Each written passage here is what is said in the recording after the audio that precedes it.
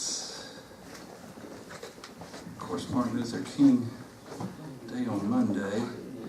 I remember this, when I was a kid, these things really you don't think about them, except when it affects you. And I remember when he made a comment that was reported in the newspapers that it made him feel bad that his children couldn't go to the amusement park nearby, Seven Flags, outside of Atlanta.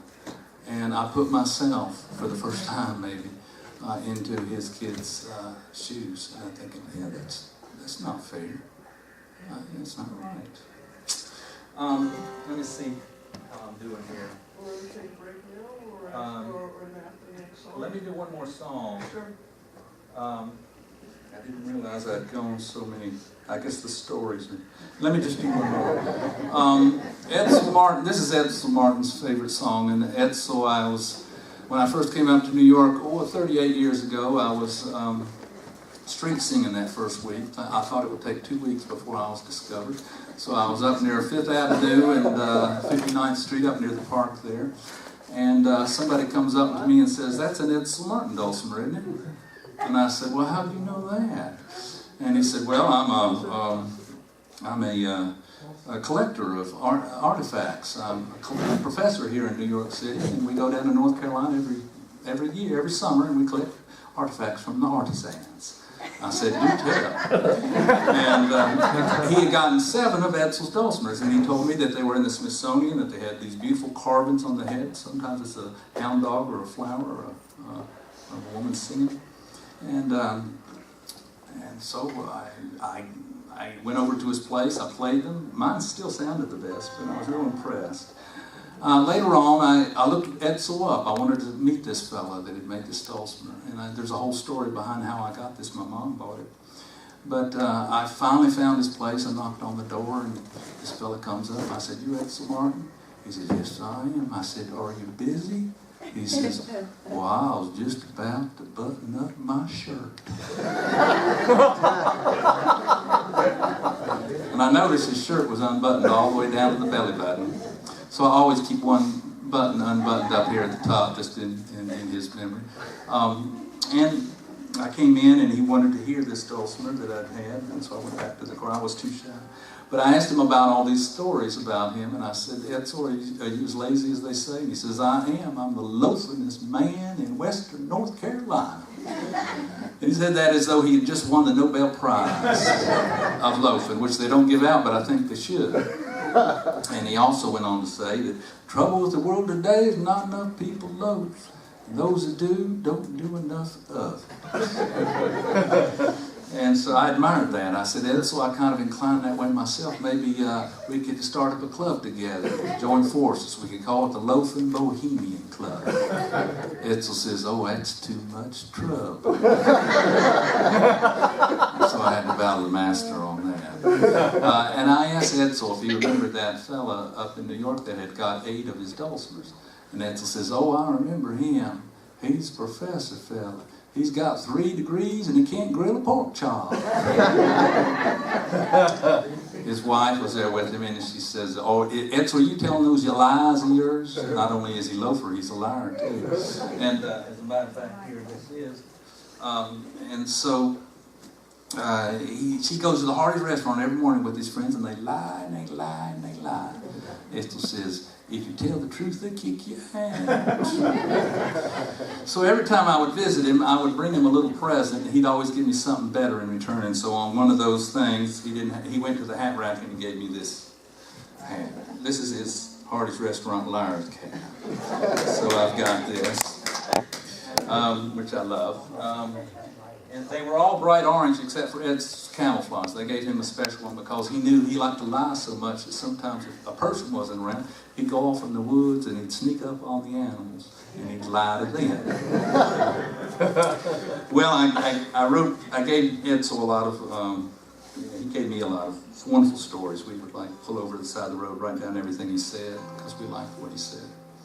And so he liked this particular song of mine. And so I wanted to end this set. The set's gone a little longer. The next set is going to be more Dave Von Ronk things he wrote and other things. So we'll get to that, and Terry Thaw is here, and we wanted to have her say something too. Maybe we'll do that the next set. But we disagree. I know. You and I can have a... We'll do it at the beginning of the set so we can make up. Anyway, here's the song of Edsel's that he liked. It's called "A Rider on an Orphan Train."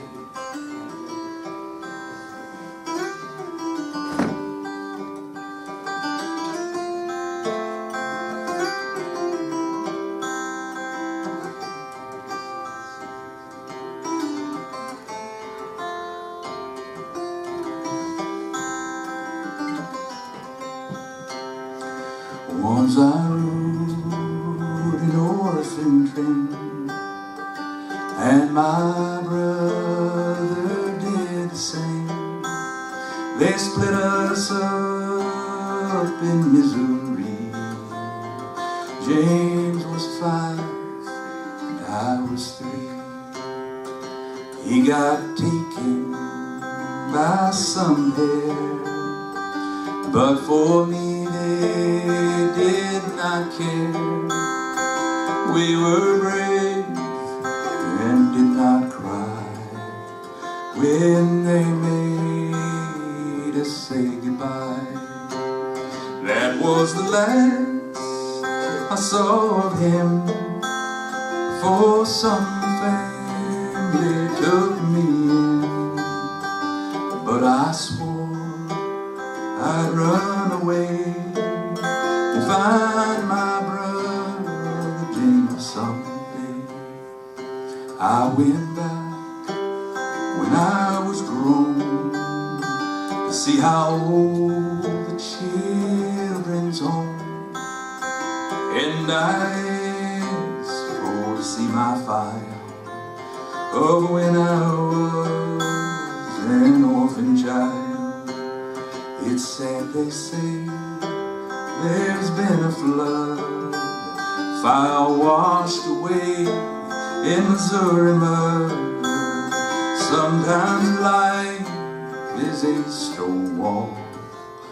You either climb or else you fall.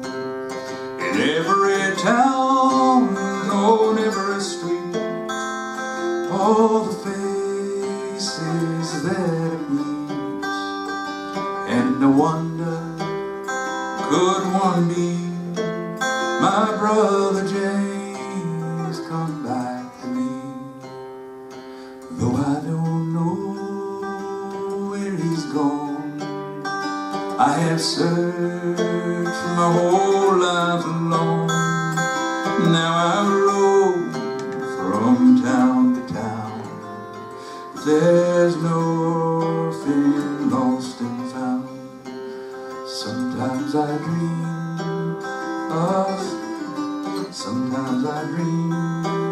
a pleasant thought.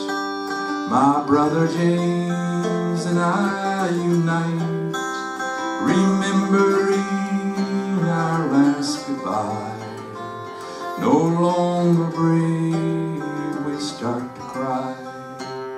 I hope he lives a life of ease, and all his days a soft warm breeze. May he sit upon a throne, and may he never sleep alone. Once I rode an orphan train, and my brother did the same. They split us up in Missouri. James was 5 and I was 3.